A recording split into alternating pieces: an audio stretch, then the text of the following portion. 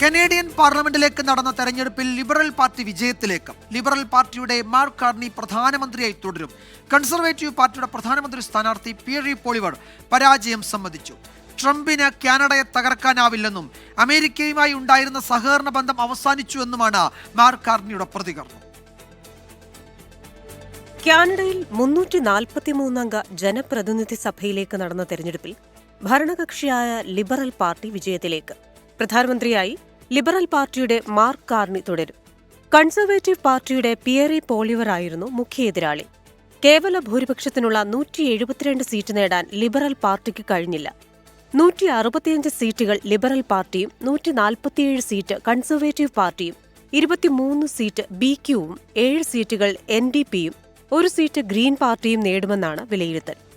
കഴിഞ്ഞ മാർച്ചിൽ പിരിച്ചുവിട്ട പാർലമെന്റിൽ ലിബറൽ പാർട്ടിക്ക് 152 സീറ്റും കൺസർവേറ്റീവുകൾക്ക് 120 സീറ്റുമാണ് ഉണ്ടായിരുന്നത്. 24 സീറ്റുള്ള ജഗ്മീത് സിംഗിന്റെ ന്യൂ ഡെമോക്രാറ്റിക് പാർട്ടിയുടെ പിന്തുണയോടെയാണ് ജസ്റ്റിൻ ട്രൂഡോയുടെ നേതൃത്വത്തിൽ ലിബറൽ പാർട്ടി കഴിഞ്ഞ തവണ അധികാരത്തിലെത്തിയത്. മറ്റു പാർട്ടികളുടെ പിന്തുണയില്ലെങ്കിലും ഏറ്റവും കൂടുതൽ സീറ്റുകൾ നേടിയ പാർട്ടിയാകും കാനഡ ഭരിക്കുക.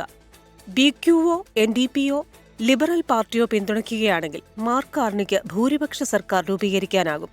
പുതിയ തെരഞ്ഞെടുപ്പ് നടത്താൻ ഒക്ടോബർ വരെ സമയമുണ്ടായിരുന്നെങ്കിലും കാർണി നേരത്തെ തെരഞ്ഞെടുപ്പ് പ്രഖ്യാപിക്കുകയായിരുന്നു. കാനഡയെ US കൂട്ടിച്ചേർക്കാനുള്ള ട്രംപിന്റെ നീക്കവും കാനഡയ്ക്കെതിരായ ട്രംപിന്റെ തീരുവ വർധനകളും ലിബറൽ പാർട്ടിക്ക് വോട്ടായി മാറുകയായിരുന്നു. International desk 24.